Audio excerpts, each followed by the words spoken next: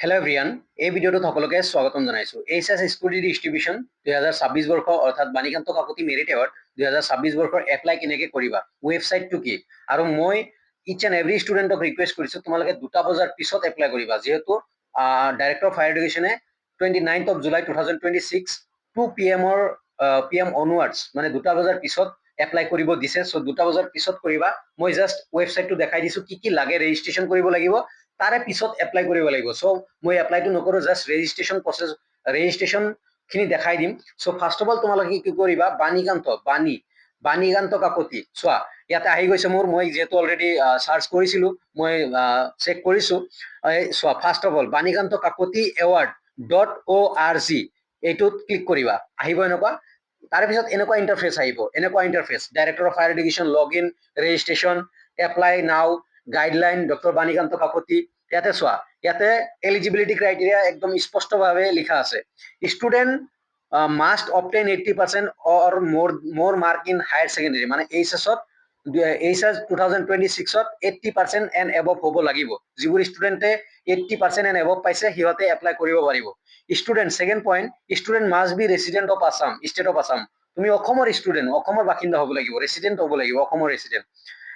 It is an application based scheme, মানে এইটো এটা application based scheme. No' offline application will be entertain, মানে কোনো অফলাইন এপ্লাই নাই যিহেতু, চ' অফলাইন এপ্লাই নহয়, ডাইৰেক্ট কথা এণ্টাৰটেইন নকৰে বা সেইটো এলিজিবল নহয়, তোমালোকে অনলাইন কৰিব লাগিব। Only student in better and reappear category will not be eligible for the scheme, মানে ৰিএপিয়াৰ যদি কৰিছা, ৰিএপিয়াৰেঞ্চ বা বেটাৰমেণ্ট যদি দিছা, দেন তোমালোকে এলিজিবল নহয়। Student admitted in institution outside of the state R also' eligible. যদি তুমি অসমৰ বাহিৰত পঢ়ি আছা, চেণ্ট্ৰেল ইউনিভাৰ্চিটি, ষ্টেট ইউনিভাৰ্চিটি, বেলেগ ইউনিভাৰ্চিটিত পঢ়ি আছা বা বেলেগ কলেজত পঢ়ি আছা অসমৰ বাহিৰত, দেন তুমি পাবা। জাষ্ট তোমাক ভেলিড PRC দিব লাগিব তুমি, আৰু মে বি যেতিয়া স্কুটি ল'বা তেতিয়া তোমাৰ কলেজ ডকুমেণ্টছ খুজিব, 100% কলেজ ডকুমেণ্টছ খুজিব।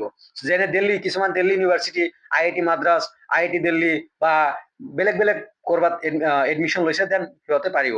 এতিয়া চোৱা, এতিয়া কি কৰিব লাগিব, এপ্লাই নাও, ইয়াত আছে এপ্লাই নাও আৰু গাইডলাইন আমি জানোৱে, অলৰেডি মই ভিডিঅ' বনাইছো, এইটো ক'বলগীয়া নাই। এপ্লাই নাও ইয়াতে ক্লিক কৰিলে কি আহে, ইয়াতে ক্লিক কৰাৰ লগে লগে এনেকুৱা ইণ্টাৰফেচ আহিব। চোৱা, এনেকুৱা ইণ্টাৰফেচ আহিব। প্ৰথমে তোমালোকে ৰেজিষ্ট্ৰেশ্যন একাউণ্ট বনাব লাগিব, ক্ৰিয়েট ইউৰ একাউণ্ট।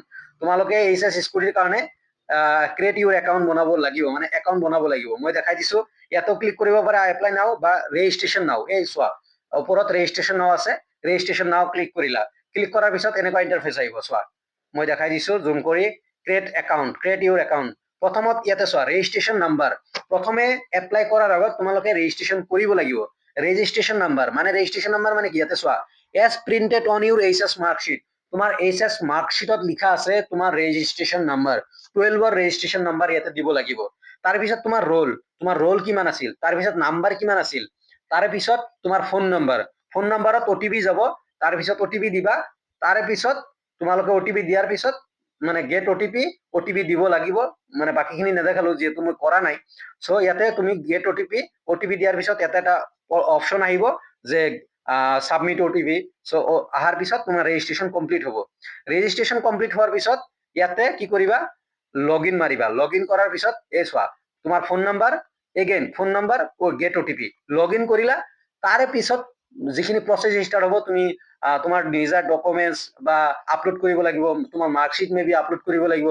মই এতিয়ালৈকে যিহেতু মই কৰা নাই, চ' এতিয়ালৈকে কাৰণ 2টা বজা নাই, 2টা বজাৰ পিছতহে কৰিম।